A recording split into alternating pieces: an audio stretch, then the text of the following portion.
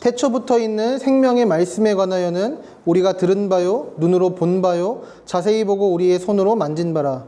이 생명이 나타내신 바 된지라. 이 영원한 생명을 우리가 보았고 증언하여 너희에게 전하노니 이는 아버지와 함께 계시다가 우리에게 나타내신 바 된 이시니라. 우리가 보고 들은 바를 너희에게도 전함은 너희로 우리와 사귐이 있게 하려 함이니 우리의 사귐은 아버지와 그의 아들 예수 그리스도와 더불어 누림이라. 우리가 이것을 쓰면 우리의 기쁨이 충만하게 하려 함이라. 아멘.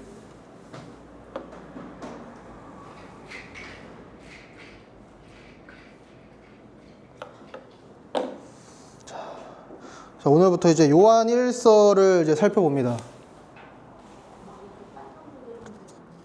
그게 배터리가 없다는 뜻인 것 같아요. 자, 시작하면서 우리 요나서를 살펴보면서 여러분들한테 이제 한 권 추천드린 적 있었잖아요. 팀 켈러 목사님의 방탕한 선지자. 이제 요한 1서도 아주 좋은 책이 있습니다. 읽는 설교라는 시리즈인데 그 중에 이제 요한 1, 2, 3서 설교예요. 김형익 목사님이라고 내 책가방에 들어있는데 우리 예전에 성경 공부할 때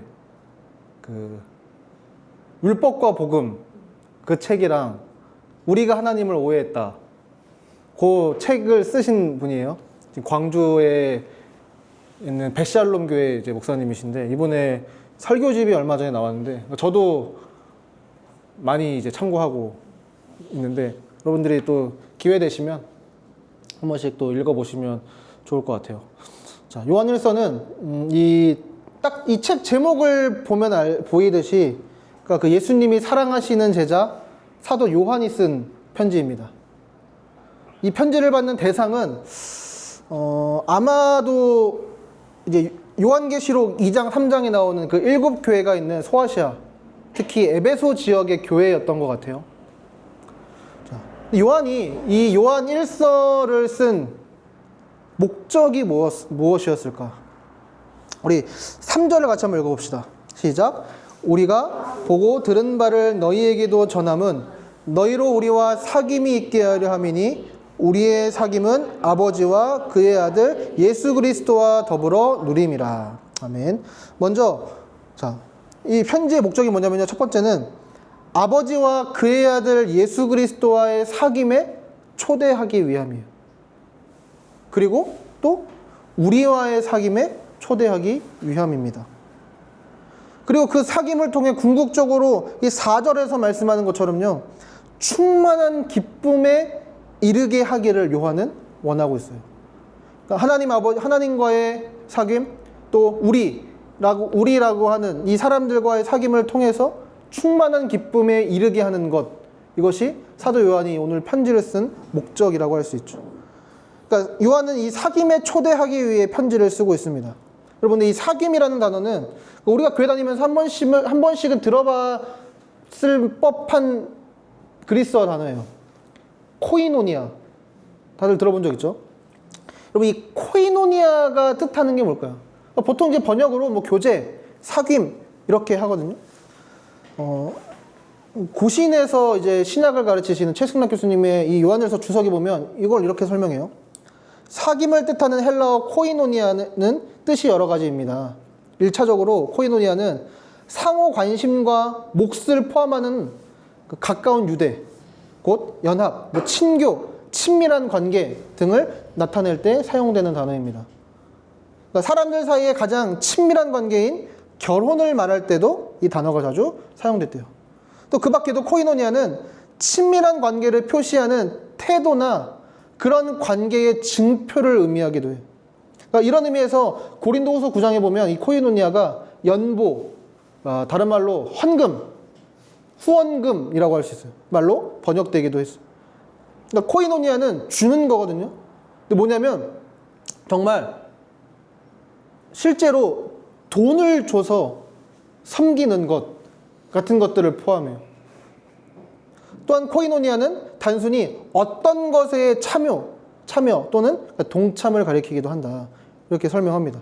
그러니까 단순히 우리가 흔히 사귐, 교제라는 단어를 쓸 때 이해하는 같이 노는 거, 남녀간의 연애, 그 이상의 더 깊은 관계와 헌신이 바로 코이노니아라는 거죠. 근데 오늘 이 요한일서의 문맥에서의 사귐, 코이노니아는 무슨 뜻일까요? 그러니까 한글 성경에서 사귐, 뭐 교재로 번역된 이 헬라어 코이노니아는 공유하다 또는 무언가를 나누다 이런 뜻이기도 한데, 아까 얘기했던 것처럼 심지어 물질을 나누는 것도 뜻하기도 해요. 근데 여기서 말하는 사귐은 그 물질 그 이상, 즉 그러니까 생명을 나누는 것을 뜻하는 거예요. 오늘 성경에서 하나님과 더불어 사귄다는 것은 곧 그러니까 하나님의 생명을 우리가 공유한다는 뜻입니다. 그러면 사귐을 다른 말로 어떻게 표현할 수 있을까요? 구원이라고 표현할 수 있어요. 구원은 단순히 천국이라는 사후세계를 얻는 게 아니에요. 구원은 하나님과의 사귐이 회복되는 것입니다. 사도 바울은 로마서 5장 10절 11절에서 이렇게 말씀해요. 우리 같이 한번 읽어봅시다. 곧 우리가 원수 되었을 때에 그의 아들의 죽으심으로 말미암아 하나님과 화목하게 되었은즉 화목하게 된 자로서는 더욱 그의 살아나심으로 말미암아 구원을 받을 것이니라. 그뿐 아니라 이제 우리로 화목하게 하신 우리 주 예수 그리스도로 말미암아 하나님 안에서 또한 즐거워하느니라. 그러니까 우리가 하나님과 원수된 자들이었는데 이제 화목하게 되었다. 이게 바로 바울이 말하는 구원이라는 거예요. 또 이 요한복음에 보면요, 요한이 이 구원이라는 단어를 다르게 표현하기도 해요. 영생이라는 표현으로 많이 표현하거든요. 십자가를 지시기 전에 예수님께서 이렇게 기도하신 적이 있어요. 영생은 곧 유일하신 참 하나님과 그가 보내신 자 예수 그리스도를 아는 것입니다. 우리 요즘 성찬할 때 부르는 찬양, 이것이 영원한 삶의 가사죠. 이것이 영원한 삶, 이것이 영원한 삶, 참 하나님과 그 아들 아는 삶. 그렇죠? 김영희 목사님은 그래서 이 설교집에서 이렇게 말해요. 그러니까 신앙생활의 본질은요, 영생을 누리는 삶이에요. 근데 영생을 누린다는 것은 단순히 영원히 사는 것만을 말하는 것이 아닙니다. 물론 이 시간의 양으로 측정하여 영원히 산다는 것도 맞지만 성경이 강조하는 또 다른 점이 있습니다. 예수님께서 말씀하신 영생은 생명의 양적 측면이 아닌 질적 측면을 강조해요. 우리는 죽어야만 영생을 누리는 게 아니에요. 예수님을 믿는 사람은 이 땅에서 영생을 누립니다. 바로 하나님 아버지와 그 아들 예수 그리스도를 아는 것입니다. 여러분, 계속 몇 주간 반복해서 얘기했었는데 성경에서 안다는 것은 단순히 어떤 지식을 쌓는 게 아니에요. 매우 매우 깊은 관계를 맺는다는 뜻이에요. 결혼한 부부가 성관계를 갖는 것처럼, 그러니까 그처럼 깊고 친밀한 관계를 맺는다는 게 안다는 거예요. 자, 여기서 정리해보면 쉽게 얘기해서 사귐 이꼴 구원 이꼴 영생이라는 거예요. 그리고 여기서 핵심은 이것을 나중에 어떤 먼 미래에 누리는 것이 아니라 지금 여기서 누리는 거죠. 신학자들은 이것을 현재적 구원이라고 부르기도 해요. 그러니까 우리가 이 땅의 삶을 살아가면서 우리가 경험하게 되고 우리가 누리게 되는 것들이 있어요. 몇 가지 예를 들어보면 우리가 하루하루를 살다 보면 한 번씩 마지못해 산다는 느낌이 들 때가 있잖아요. 그러다 문득 또 이런 마음에 사로잡힐 때가 있어요. 내가 지금 하루하루 살아가고 사랑하는 사람들과 함께 놀고 맛있는 것을 먹고 심지어 내가 숨을 쉬면서 살아가고 있다는 것 자체가 기적같이 놀랍다고 느껴질 그럴 때가 있죠. 그러면서 이 모든 것을 주관하시고 다스리시는 하나님을 생각하게 될 때가 있어요. 그러니까 이게 그분과의 사귐을 누리는 거죠. 우리의 삶 속에서 그분의 임재를 우리가 인식하는 거죠. 또 원래의 나라면 절대 하지 않았을 일인데 다른 이들을 향한 어떤 긍휼의 마음이나 섬김의 마음이 갑자기 나에게 일어나는 거예요. 나에게서 발현되는 하나님의 형상다운 모습을 우리가 발견하게 될 때, 그럴 때가 있어요. 그러니까 우리를 구원하시고 우리를 변화시키시는 그 영생을 누리게 하시는 그런 삶의 모습인 거죠. 이런 것도 있죠. 이 세상은 우리한테 늘 스스로 증명하라고 요구해요. 근데 이 요구는 처음에 들으면 내가 자유로워질 것만 같아요. 그러니까 내가 말하면 그게 곧 나라고 하는 것처럼 느껴질 것 같아요. 그런데 오히려 사람들은 그것으로 인해 더 불안하고 또 염려와 무기력, 두려움과 외로움에 휩싸이게 되죠. 하지만 성경은 늘 불완전하고 부족한 내 스스로의 증명이 아니라 완전하신 그리스도가 모든 것을 판단하시고 판정하시는 그 하나님 앞에 얻어내셔서 우리에게 주신 그 자격과 인정으로 우리가 하나님 앞에 설 수 있고 참된 자유를 우리가 누릴 수 있다고 성경은 우리에게 말해요. 그리고 이 일상생활을 살아가면서 우리가 실제 삶에서 그것을 경험하는 것들을 경험할 때가 있는 거죠. 아니면 우리가 또 뭐 성경을 읽거나 기도합니다. 그리고 거기서 우리 삶의 가치와 방향을 설정해요. 물론 우리는 아주 자주 매우 많이 실패하죠. 뭐 성경을 읽지 않거나 기도하지 않기도 하고 성경이 아닌 세상의 목소리에 따라 우리의 어떤 가치와 방향을 설정하기도 합니다. 그럴 때 우리는 우리의 실패에 슬퍼해요. 왜요? 다른 이유가 있어서가 아니라 내가 사랑하는 하나님, 나와 사귀시고 늘 나와 영원히 함께 하시는 하나님을 내가 슬프게 만들었기 때문이죠. 근데 또 그렇다고 해서 좌절하거나 포기하지 않아요. 다시 시도하는 거예요. 기꺼이 용기를 내요. 그러니까 이게 사귐이고 이게 구원이고 이게 영생을 누리는 우리의 이 땅의 삶인 거죠.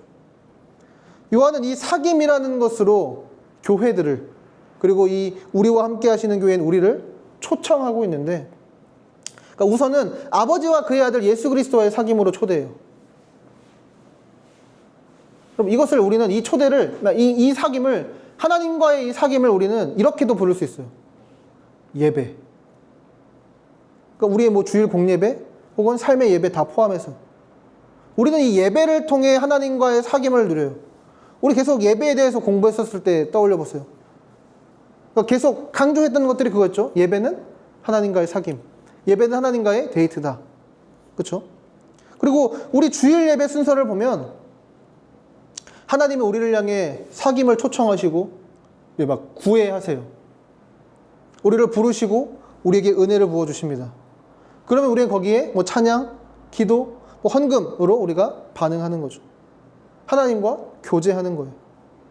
또 우리 삶에서 우리의 가정, 직장에서 하나님과 그분의 성품, 그분의 아름다움을 우리가 드러냅니다. 그러니까 우리의 삶을 통해 하나님을 예배하는 거죠. 그러니까 우리를 향한 하나님의 그 극진한 사랑, 어떻게 해서든 우리를 가장 좋은 곳으로 선한 길로 이끄시려는 그분의 열심, 그리고 뭐 사랑, 희락, 화평, 오래 참, 자비, 양성, 충성, 온유, 절제 등등의 그분의 성품이 우리에게 발현될 때, 또 복음의 은혜가 우리의 삶에 적용되고 누려질 때, 그것이 우리의 삶의 중요한 것들을 결정하고 판단하는 기준이 될 때 우리는 그것을 예배라고 할 수 있는 거예요. 요한은 우리를 예배로 초청합니다. 예배로 초대해요. 거기서 우리가 오늘 이 시간뿐만 아니라 매일매일의 삶을 통해서 하나님을 누리고 그분과 함께하는 삶에 초대하는 거죠. 그리고 뿐만 아니라 요한은 우리와의 사귐으로 초대합니다. 그러니까 요한의 입장에서 우리, 그러니까 그들이 누리는 이 사귐이 현재적 구원이요, 사람과 사람 사이에서 누려지고 나눠지고 작동될 때 우리는 그곳을 교회라고 부르는 거예요. 그러니까 사귐이 하나님을 향할 때 예배고 그 예배하는 사람들이 모여 또 사귀는 것이 바로 교회라는 거죠. 시편 133편 1절 3절은 이렇게 말씀합니다. 우리 같이 한번 읽어볼까요? 보라, 형제가 연합하여 동거함이 어찌 그리 선하고 아름다운고, 헐몬의 이슬이 시온의 산들에 내림 같도다. 거기서 여호와께서 복을 명령하셨나니 곧 영생이로다. 그러니까 자격 없는 자에게 베풀어 주신 사랑과 용서가, 그러니까 우리가 받은 은혜죠. 그것이 서로에게 이루어져요. 차별 없는 사랑이 이루어집니다. 함께 예배합니다. 서로의 위로와 용기가 되어줘요. 원래 이 교회라는 단어가 한자로는 가르칠 교회, 모일 회가 합쳐진 단어예요. 그래서 교회예요. 근데 이 가르칠 교 대신에 사귈 교에 모일 회자를 쓰는 게 교회 의미에 더 잘 어울리는 거죠. 그러니까 교회는, 그럼 우리 이곳은요, 여러분들이 그냥 제 설교를 들으러 오는 곳이 아니라 여러분들이 무언가를 배우기 위해 모이는 공동체가 아니에요. 우리는 사귐을 위해 모인 공동체라는 거죠.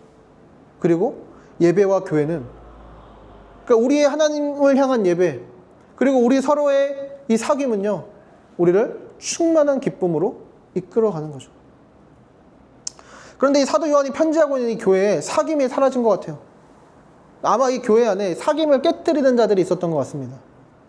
그러니까 요한일서 곳곳에 그들에 대한 힌트가 있는데 2장 22절에서 이렇게 말씀해요. 그러니까 거짓말하는 자가 누구냐? 예수께서 그리스도이심을 부인하는 자가 아니냐. 아버지와 아들을 부인하는 자는 그가 적그리스도니. 또 4장 2절 3절에도 보면 이로써 너희가 하나님의 영을 알지니 곧 예수 그리스도께서 육체로 오신 것을 시인하는 영마다 하나님께 속한 것이요. 그러니까 이것을 시인하지 아니하는 자는 영마다 하나님께 속한 것이 아니다. 이렇게 말씀해요. 그러니까 지금 어떤 사람들이 있는 것 같아요. 근데 이 사람들은요, 예수께서 그리스도이심을, 또는 이분이 육체로 이 땅에 오셨음을 부인하는 사람들인 것 같아요. 그리고 이 당시 시대적 배경을 보면 영지주의라는 사상이 이 교회 안에 들어와 있었어요. 근데 그러니까 이것은 어떤 성경에 근거한 어떤 사상이라기보다, 그러니까 이 당시 이 세상을, 그러니까 그리스 세상을, 그리스 문화를 지배하는 사상이고 문화의 한 부분이었던 거죠. 여러분, 영지주의라는 말 많이 들어봤잖아요. 그렇죠? 영지주의가 뭔지 알아요? 들어본 적은 있죠? 뭐냐면 아주 간단하게 설명하면 이거예요. 육은 악하고 영은 선하다, 이거예요.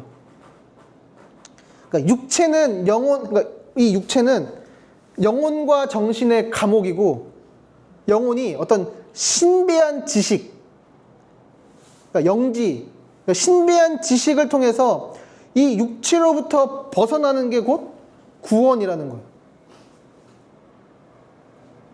근데 이 사상이 가진 문제점이 뭘까요?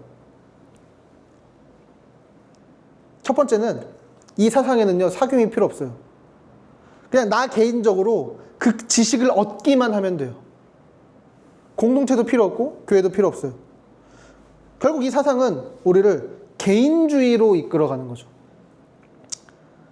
근데 이것도 심각한 문제지만 더 심각한 문제들이 있어요. 이 두 번째로 이 영지주의에서 이 영지주의에서 이상한 이제 기독교 이단들이 나오게 되는데,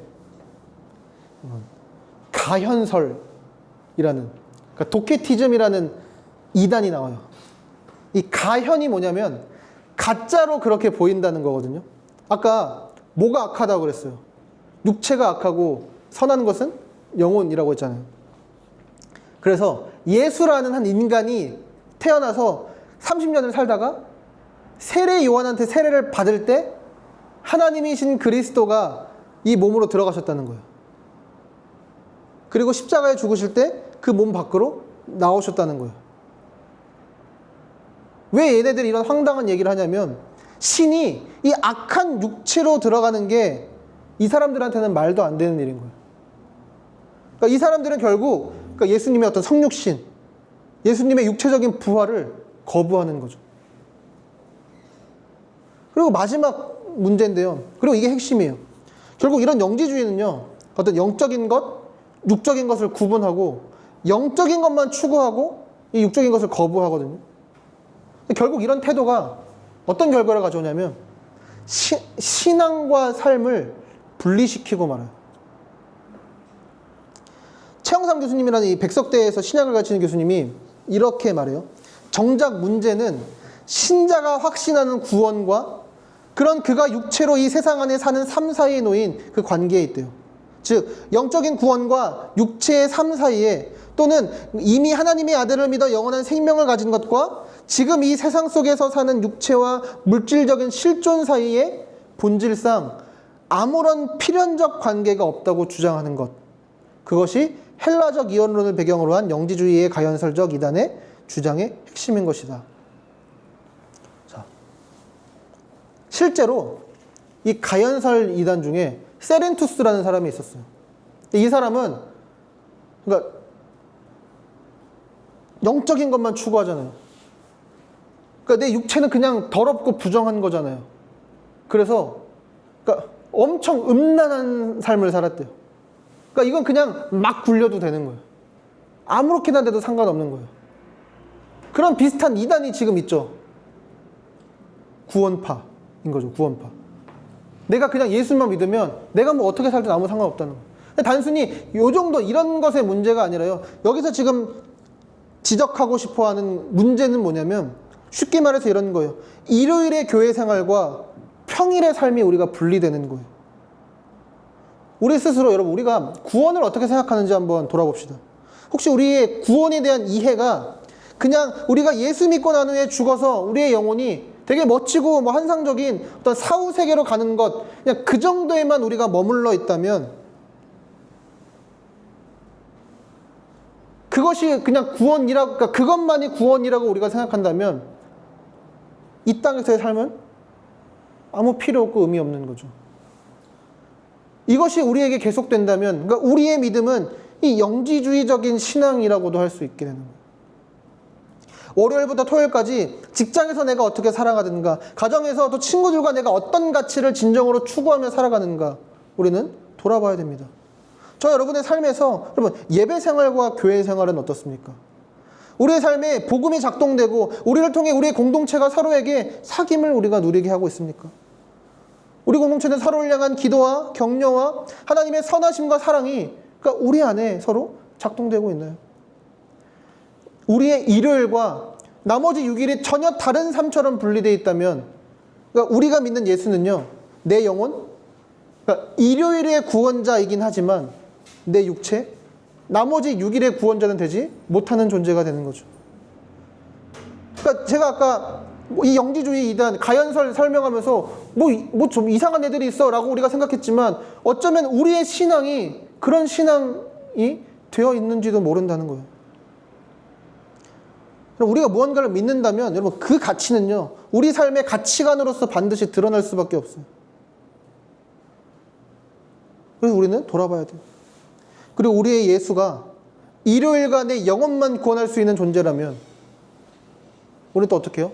그러면 우리는 나머지 6일 동안에 또 다른 구원자를 찾아다니는 거죠. 지금 저와 여러분이 그토록 갖기 위해 발버둥 치는 그 무언가. 여러분 근데 사도 요한이 무엇을 강조하고 있는지 한번 봅시다.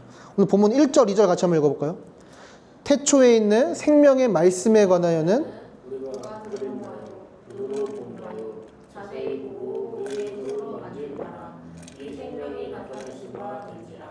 이 영원한 생명을 우리가 보았고 증언하여 너희에게 전하노니 이는 아버지와 함께 계시다가 우리에게 나타내신 바 된 이시니라.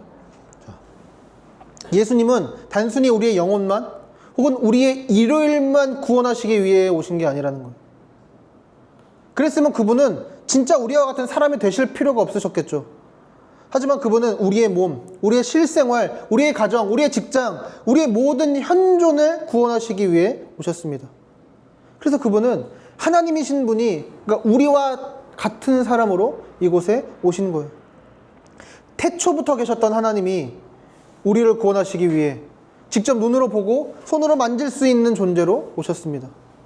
그러니까 우리와 사귀시기 위해 우리가 진짜 사귈 수 있는 대상으로 우리가 보고 만질 수 있는 존재로 오셨다라는 거죠. 하나님과의 사귐, 또 우리의 사귐이 잘 이루어지고 있지 않다면, 그러니까 다시 말해서 예배와 교회가 우리가 제대로 작동되지 않고 있다면 우리는 기쁨을 누리며 살 수 없어요. 여러분, 하나님의 최초의 디자인을 우리가 한번 생각해 봅시다. 가장 처음 인간이 살았던 곳이 어디죠? 그쵸, 맞아. 자신감 있게 얘기해, 다들. 혼나. 에덴 동산이에요. 자. 그럼 에덴의 뜻이 뭐죠? 에덴의 뜻은 기쁨이라는 뜻이에요.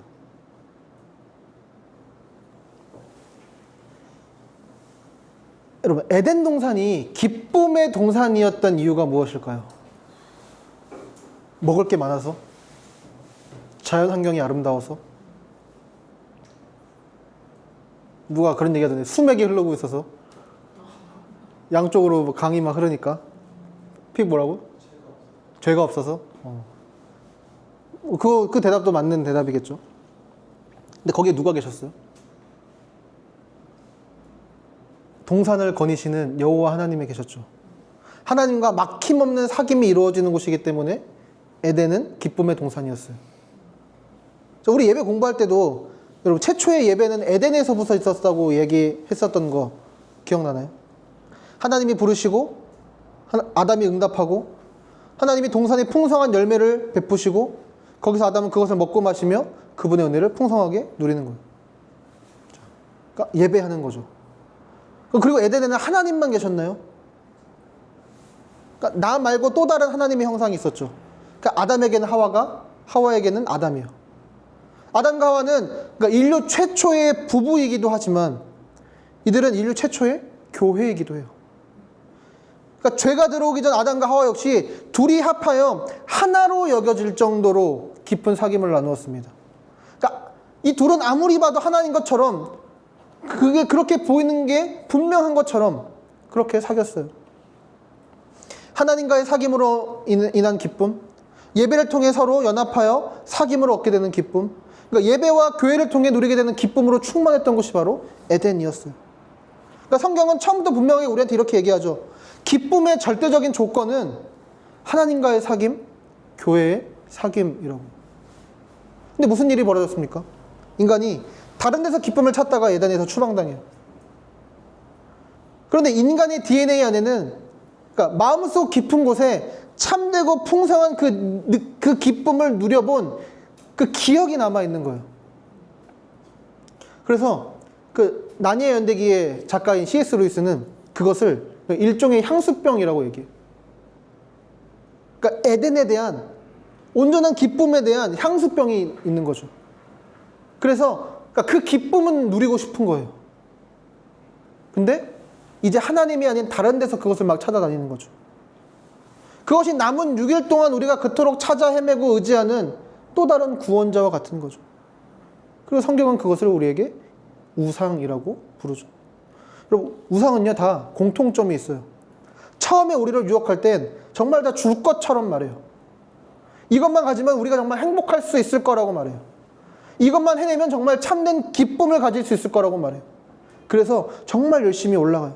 열심히 잃어보고 열심히 가져봅니다. 근데 또 하필 거기서 이루는 성취감도 있고 기쁨이 있어요. 잠깐 내가 행복해진 것도 같아요.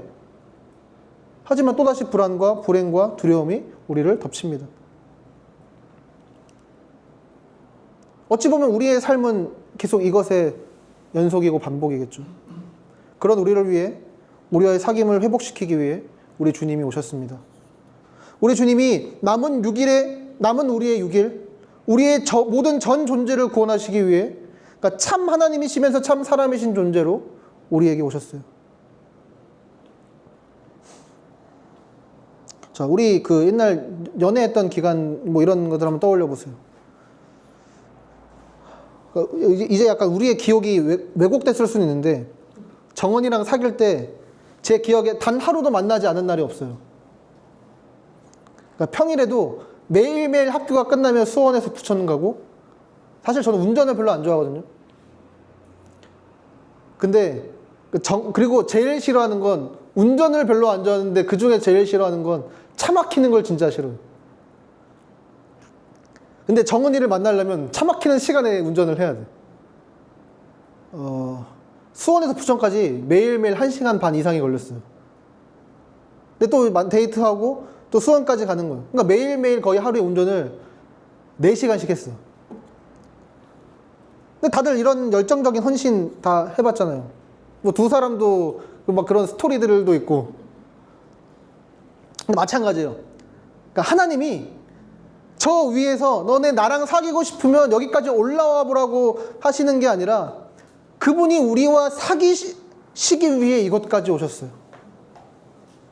심지어 내가 너무 그러니까 가까이 하기에 너무 먼 당신 같은 존재가 아니라 우리가 사귀어 볼 만한 존재로, 그러니까 내가 한번 비벼볼 만 하겠는데 싶은 모습으로 직접 보고 듣고 만질 수 있는 그 인간으로 오셨다는 거예요. 왜요? 그분이 우리와 사귀시기 위해서, 우리의 일월화수목 금토요일을 다 구원하시고 다 당신 안에 누릴 참된 기쁨을 누리게 하시기 위해서요. 그러니까 우리 모두는 앞으로 영원토록 우리 예수님을 보고 그분의 손과 몸을 만지고 그분의 아름다운 목소리를 들을 수 있을 거예요. 앞으로 우리가 영원토록 누리게 될 우리의 예배는요, 가장 아름답고 영광스러울 거예요. 그리고 우리가 영원토록 누리게 될 사귐은 그 어떤 것보다 행복하고 충만한 기쁨으로 가득할 거예요. 그리고 그것이 가능한 이유가 뭘까요? 여러분, 원래 우리가 보고 만지고 들었어야 했던 것들을 우리와 같은 사람으로 오신 예수님이, 그러니까 그 몸으로 우리 대신 사람들의 손가락질을 보시고 우리 대신 채찍과 매를 맞으셨으며 심한 모욕과 저주를 들으셨기 때문이죠. 여러분, 우리에게 충만한 기쁨을 주시기 위해 오신 그리스도를 기억합시다. 그리고 사귐으로 초대하시는 그 초대에 기쁨으로 화답하며 나아갑시다. 이제 좀 적용하고 마치려고 하는데요. 우리가 현대의 영지주의자들로 살아가지 않고 하나님이 우리에게 마련해 두신 그 예배와 교회의 삶을 통해 충만한 기쁨을 누리기 위해 적용할 것들을 조금만 생각해보고 마칩시다. 먼저 그냥 순서대로 예배예요. 그러니까 우리가 매주 드리는 이 주일 예배, 여러분 이 순서에 여러분들 주목하고, 여러분도 물론 잘 하고 있지만 우리 적극적으로 참여해 봅시다. 우리 여러분들에게 그 나눠드렸던 예배 교재 있죠. 그 그리스도인 합당한 예배를 한번 정기적으로 한 번씩 읽어보시기를 추천드립니다. 그리고 우리의 예배는 그러니까 단순히 설교에서뿐만 아니라 예배 순서 전체를 통해서 복음이 여러분들에게 전달되게 하려는 방식으로 이 순서를 구성했어요. 그러니까 예배의 부름에서부터 마지막 강복 선언에 이르기까지, 그러니까 우리에게 끈질기게 구애하시는 하나님의 사랑과 또 거기에 적극적으로 반응하는 우리의 참여가 잘 어우러지는 그런 예배가 되기를 바랍니다. 또 그런 우리의 예배는요, 우리의 삶의 예배로 이어지게 될 거예요. 그리고 이제 이어서 삶의 예배예요.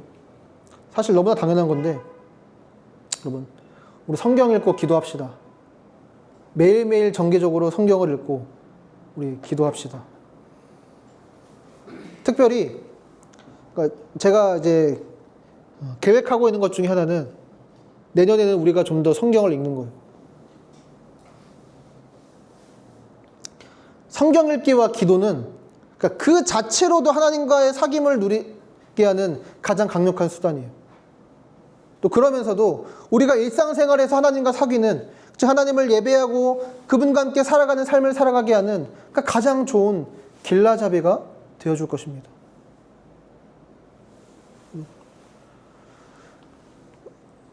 우리 계속 이번에 성경을 좀 읽어봅시다.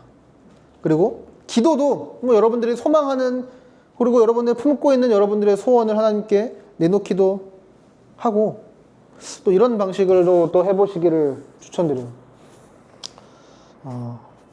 좀 가만히 앉아서 생각해 보세요. 묵상이라고도 할 수 있을까요? 꼭 우리가 무언가를 말해야만 기도가 아니니까요. 저 여러분이 우리 머리와 마음속에 가득 있는 것들을 계속 복음을 통해, 그러니까 복음에 비추어 해석해 보는 거예요. 우리가 가고 있는 방향이 맞는지, 우리가 생각하고 있는, 그리고 우리가 계획하고 있는 것들 중에 하나님이 성경과 기도를 통해 알려주신 것과 우리가 일치하는지, 우리가 너무 우리의 소견에 옳은 대로만 생각하며 살진 않았는지 우리가 생각해 보는 거죠. 그러니까 기도의 시간을 그렇게 활용해 보세요. 하나님께 여쭤보세요. 또 삶의 예배 또 마지막은 우리가 뭐 일과 영성을 통해서도 계속해서 이야기하고 있는 거죠. 저와 여러분의 어떤 직장 생활이든 가정 생활이든 그 모든 자리가 하나님이 우리를 부르신 자리임을 기억하는 거죠. 그것이 곧 예배입니다. 그리고 이제 교회에 대해서 우리 생각해 봅시다. 이 요한 1서가 쓰여졌던 당시에 보면 그러니까 세 층이 있었던 것 같아요. 하나는 그 그리스 철학자들, 또 한 사람들은 그 중산층 시민들, 그리고 노예들이 있었대요. 우리 일과영성 하면서 그리스 철학자들은 이를 악한 것으로 봤다고 했었잖아요. 그래서 이 사람들은 그 일로부터 벗어나는 것을 추구했다는 그런 얘기들 우리 기억하죠? 그래서 이 사람들은요, 이 악한 것을 노예에게 다 떠넘겼어요. 그러니까 사실상 이 세상은 온갖 일을 다 맡아서 하는 노예들에 의해 돌아갔다고 해도 과언이 아니었어요. 그러면서도 노예들은 온갖 차별과 무시를 당하며 살았어야 됐죠. 이런 세상 속에서 기독교회는 영혼이든 육체든 구원이 필요하고 우리의 전인을 모든 것을 구원하시기 위해 하나님이 사람의 몸을 입고 이 땅에 오셨다고 말해요. 그분이 그런 우리를 구원하시기 위해 사람이 되시고 십자가에 죽으시고 육체로 부활하셨다고 얘기하는 거죠. 여러분, 이 믿음이 어떤 공동체를 이루냐면 세상 사람들이 다 손가락질하고 차별하고 무시하는 그 노예들을 환대해요. 노예들에게 사람의 몸을 입고 이 땅에 오신 예수님에 대한 이야기는 말 그대로 복음인 거죠. 자신들이 무가치하고 쓸모없이 살다가 버려지는 존재가 아니라 영원한 사귐과 충만한 기쁨을 받아 누릴 수 있는 존재라는 사실이 그러니까 그들에게는 희망이었던 거예요. 여러분, 교회는 그러니까 하나님에게서 영원한 생명을 받아 그 영원한 생명을 가진 성도들이 세상의 생명, 성경에서는 재물이라고 표현하거든요. 자신의 재물을 가지고 형제의 궁핍함을 돕고 나눠요. 그게 사귐, 코이노니아인 거죠. 그러니까 그게 무엇이 됐든 서로를 향한 섬김과 교제인 거죠. 그러니까 제가 보기에 저희 교회는 누구 한 사람도 빼놓지 않고 서로를 위해서 희생하고 다른 사람들을 섬기는 것에 있어서는 매우 훌륭한 것 같아요. 그러니까 뭐 누구 하나가 막 빼거나 뭐 그러지 않고 다른 이들을 섬기는 것에 있어서는 우리 모두가 다 참 헌신적인 것 같아요. 그런 부분에서 여러분들에게 참 늘 감사함을 느낍니다. 그런데 여전히 우리가 교제는 좀 약한 것 같아요. 근데 요즘 일과영성 같이 읽으면서 근데 그것들도 우리가 이루어지기 시작하는 것 같습니다. 일과영성 하면서 참 좋은 것 중에 하나는 여러분들의 이야기나 고민을 듣게 되니까 그러니까 저도 여러분들을 위해 좀 더 구체적으로 기도할 수 있게 되는 거죠. 그러니까 여러분들의 직장에서 겪고 있는 문제와 어려움들 그런 것들을 그러니까 구체적으로 제가 알게 되니까 또 그렇게 기도할 수 있는 것 같아요. 그러니까 그것처럼 우리의 예배 생활이 서로에게 좀 더 나누어지고 우리가 서로를 위해 막연하게 기도할 뿐만 아니라 또 그러니까 우리가 가지고 있는 어떤 문제들 그러니까 내가 일상생활에서 하나님의 임재를 전혀 누리지 못하는 것이 문제라는 것을 우리가 인식하고 서로에게 기도해달라고 부탁할 수도 있고 또 내가 가지고 있는 어려움과 문제들을 위해서 함께 도와달라고 기도해달라고 또 부탁하고 서로도 격려하고 위로하고 때때로는 견면할 수 있는 그런 사귐이 우리 안에 더욱 풍성하게 또 이루어질 수 있으면 참 좋을 것 같습니다. 여러분 충만한 기쁨의 일을 이 아름다운 사귐이 이 우리와 함께 하시는 교회 그리고 우리 안에 가득하게 되기를 소망합니다. 저와 여러분의 삶이 하나님을 예배하는 삶 또 함께 우리가 서로 사귀는 기쁨의 삶이 되기를 소망합니다. 우리 이 시간에 원래 다른 찬양하려고 했는데 아까 그게 더 좋더라고요. 예수 우리들의 밝은 빛. 우리 그 찬양하고 함께 기도합시다.